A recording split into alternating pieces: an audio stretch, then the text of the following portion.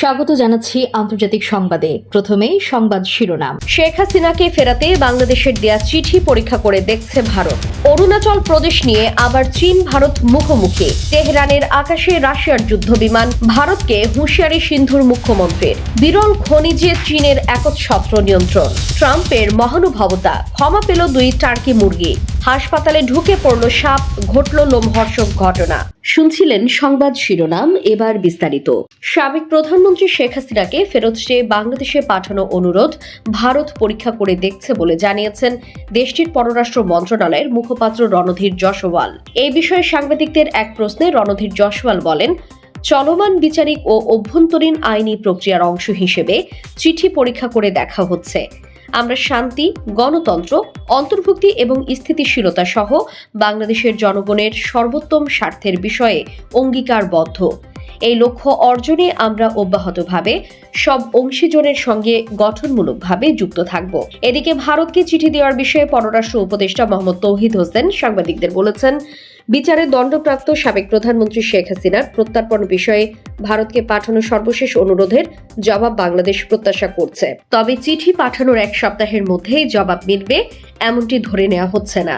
তিনি বলেন, আমি মনে করি না যে ঢাকার অনুরোধ পাঠানোর 1 সপ্তাহের মধ্যেই তারা জবাব দেবে, তবে আমরা জবাবের প্রত্যাশা করছি। তিনি আরো বলেন, শেখ হাসিনাকে ফেরত পাঠানোর বিষয়ে বাংলাদেশ অতীতেও ভারতের কাছে অনুরোধ পাঠিয়েছে, তবে কোনো জবাব পায়নি। এখন পরিস্থিতি ভিন্ন, বিচারিক প্রক্রিয়া শেষ হয়েছে এবং তারা দোষী সাব্যস্ত হয়েছে।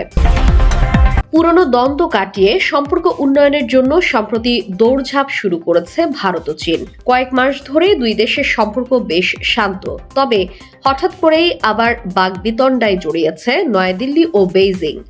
ভারতের অরুণাচল প্রদেশকে তিব্বতের দক্ষিণ অঞ্চলের অংশ বলে দাবি করে চীন। এই নিয়ে 2 দেশের মধ্যে বহু আগে থেকেই বিরোধ চলছে। দশকের পর দশক ধরে অরুণাচল প্রদেশে তাওয়াং নামে পরিচিত একটি অংশ নিজেদের বলে দাবি করত চীন।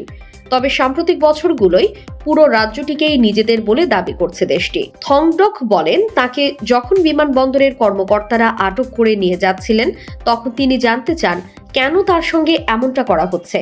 জবাবে ওই কর্মকর্তারা বলেন, তার জন্ম অরুণাচল প্রদেশে হওয়ার কারণে ভারতীয় পাসপোর্ট বৈধ নয়। ওই কর্মকর্তাদের দাবি অরুণাচল প্রদেশ চীনের অংশ।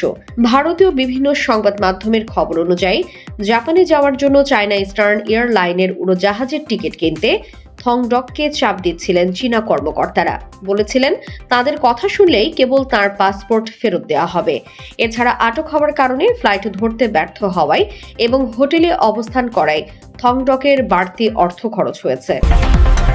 এবার তেহরানের আকাশে উঠতে দেখা গেল একটি রুশ MiG-29 ফাইটার জেটকে। এরই মধ্যে উড়ন্ত যুদ্ধ বিমানটির একাধিক ফুটেজ ছড়িয়ে পড়েছে সামাজিক যোগাযোগ মাধ্যমগুলোতে। সংশ্লিষ্ট সূত্রের বরাত দিয়ে স্থানীয় গণমাধ্যমগুলোর দাবি করেছে, ফাইটার জেটটি ইরানের বিমান বাহিনীর, যা কয়েকদিন আগেই বহরে যুক্ত হয়েছে। তেহরানের উপর দিয়ে রুটিন ফ্লাইট পরিচালনা করছিল। সম্প্রতি একাধিক আন্তর্জাতিক গণমাধ্যমে রাশিয়ার কাছ থেকে ইরানের MiG-29 যুদ্ধ বিমানের বহর হাতে পাওয়ার গুঞ্জন ওঠে। ধারণা করা হয় এটি দেশটির ফার্স প্রদেশের সিরাজ বিমান ঘাঁটিতে মোতায়েন করা আছে। ভারতের প্রতিরক্ষা মন্ত্রী রাজনাথ সিং এর মন্তব্যের তীব্র প্রতিবাদ জানিয়েছে সিন্ধু। প্রদেশের মুখ্যমন্ত্রী মুরাদ আলী শাহ কঠোর হুঁশিয়ারি দিয়ে বলেন, দিনের স্বপ্ন দেখা বন্ধ করুন। সামাজিক যোগাযোগ মাধ্যমের এক বিবৃতিতে মুখ্যমন্ত্রী বলেন, সিন্ধু পাকিস্তানের অবিচ্ছেদ্য এবং অঙ্গীভূত অংশ। সিন্ধু ছিল, আছে এবং ভবিষ্যতেও পাকিস্তানের অংশ থাকবে।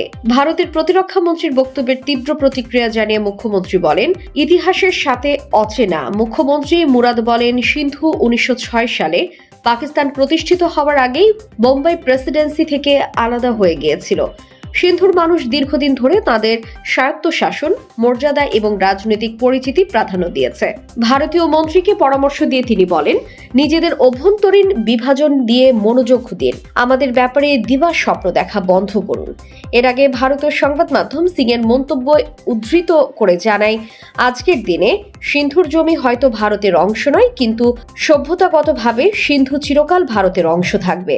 আর যতটুকু জমির কথা সীমান্ত বদলাতে পারে, কে জানে কাল সিন্ধু আবার ভারত ফিরে আসতে পারে। পাকিস্তানের পররাষ্ট্র মন্ত্রণালয় ভারতীয় মন্ত্রীর মন্তব্যের তীব্র নিন্দা জানায়।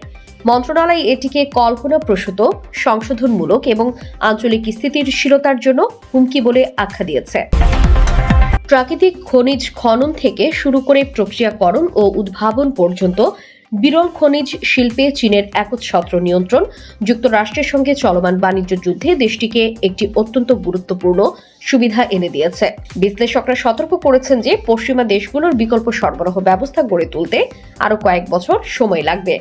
এই বিরল খনিজগুলো প্রতিরক্ষা খাতের জন্য অত্যন্ত গুরুত্বপূর্ণ। এগুলো যুদ্ধ বিমান, ক্ষেপণাস্ত্র নির্দেশনা ব্যবস্থা ও রাডার প্রযুক্তিতে ব্যবহার করা হয়। এছাড়াও স্মার্টফোন, চিকিৎসা সরঞ্জাম ও অটোমোবাইল সহ দৈনন্দিন বিভিন্ন পণ্যে এর ব্যাপক ব্যবহার রয়েছে। চীনে এ গোপন শিল্পে গণমাধ্যমের প্রবেশাধিকার খুব কমই দেওয়া হয়। এএফপি সাংবাদিকরা একটি বিরল খনি থেকে ডজন খানেক ট্রাক আসা যাওয়া করতে দেখেছেন। পাশাপাশি কয়েকটি ব্যস্ত প্রক্রিয়াকরণ কেন্দ্র চোখে পড়েছে। যুদ্ধ থামাতে ব্যস্ত মার্কিন প্রেসিডেন্ট ডোনাল্ড ট্রাম্প অবশেষে ক্ষমা করলেন 2 টার্কি মুরগিকে। থ্যাঙ্কস গিভিং অনুষ্ঠানের প্রথা অনুসারে গবল ও ওয়াডল নামে 2 টার্কি মুরগিকে আনুষ্ঠানিকভাবে ক্ষমা করে দিয়েছেন তিনি। নর্থ ক্যারোলিনার একটি খামার থেকে আনা বিশাল সাদা পালকের এই 2টি মুরগির ওজন ছিল প্রায় 20 কেজি। ক্ষমা পাওয়ার অনুষ্ঠানের আগেই রাতে মুরগি দুটিকে হোয়াইট হাউসের কাছে বিলাসবহুল উইলার্ড ইন্টারকন্টিনেন্টাল হোটেলের বিশেষ কামরায় রাখা হয়েছিল। ওয়াশিংটনে পরিচিত রোজ গার্ডেনের হাস্যোজ্জ্বল পরিবেশে ট্রাম্প এই বছরের থ্যাঙ্কস গিভিং অনুষ্ঠানে ডিনার টেবিলের মেনু হওয়ার হাত থেকে এই মুরগি দুটিকে বাঁচিয়ে দিলেন। হাসপাতালের পুরুষ ওয়ার্ডে ঘটে গেল এক লোমহর্ষক ঘটনা। 4 ফুট লম্বা একটি সাপ হাসপাতালে ঢুকে পড়লে চিকিৎসারত রোগীদের মধ্যে মুহূর্তেই আতঙ্ক ছড়িয়ে পড়ে। এই চাঞ্চল্যকর ঘটনাটি ঘটেছে ভারতের একটি হাসপাতালে। এতে দেখা গেছে হাসপাতালের আলমারির নিচে ঢুকে পড়ে একটি সাপ। পরে সেটিকে বের করার পরেই ঘটে বিপত্তি। সাপটিকে ধরার পর তা আবারও ছুটে গেলে রোগীদের মাঝে আতঙ্ক ছড়িয়ে পড়ে। জানা গেছে স্থানীয় এক ব্যক্তিকে সাপে কামড়ালে তাকে চিকিৎসার জন্য হাসপাতালে নিয়ে আসা হয়। সঙ্গে নিয়ে আসা হয় 2টি সাপ, যাতে চিকিৎসকরা সাপের প্রজাতি চিহ্নিত করে সঠিক ভেনম দিতে পারেন। তবে সাপ দুটি হাসপাতালে নিয়ে আসার পর এর মধ্যে একটি ছুটে যায়, আর তাতেই পুরো হাসপাতাল জুড়ে ভীতি ছড়িয়ে পড়ে। এরপর সাপটি ধরে নিরাপদে সরিয়ে নেওয়া হয়। আন্তর্জাতিক অঙ্গনের সর্বশেষ সংবাদ পেতে আমাদের ইউটিউব চ্যানেলটি সাবস্ক্রাইব করে রাখুন। আমাদের সাথে থাকার জন্য আপনাকে অসংখ্য ধন্যবাদ।